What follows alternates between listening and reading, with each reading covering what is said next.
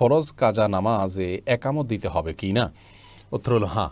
ফরজ রোজা বা ফরজ নামাজ যদি কাজা হয়, ফরজ নামাজ কাজা হয়ে গেলে সেক্ষেত্রে সেই কাজা নামাজ যখন আপনি আদায় করতে যাবেন তখন একামত দিয়ে আদায় করাটা উত্তম এবং ভালো। নবী করিম সাল্লাল্লাহু আলাইহি ওয়াসাল্লাম সাহাবা একরামের খন্দকের যুদ্ধে কয়েক ওয়াক্ত নামাজ কাজা হয়েছিল, চার ওয়াক্ত নামাজ। তখন তারা সেই নামাজগুলো যখন কাজা করেছেন প্রত্যেক ওয়াক্তের জন্য আলাদা আলাদা একামত দিয়েছেন। এই জন্য একামত দেওয়াটা উচিত এবং উত্তম, ভালো। যদি কেউ একামত না দেন, সরাসরি পড়ে ফেলেন কাজা নামাজ, তাতেও আদায় হয়ে যাবে। আর একাকী যদি কেউ কোনো নামাজ কাজা হয় সেটি আদায় করেন, এমনকি যদি কাজা না হয় সরাসরি কোনো ওয়াক্তের নামাজ একাকী আদায় করেন, সেক্ষেত্রেও একামত দেওয়াটা উত্তম।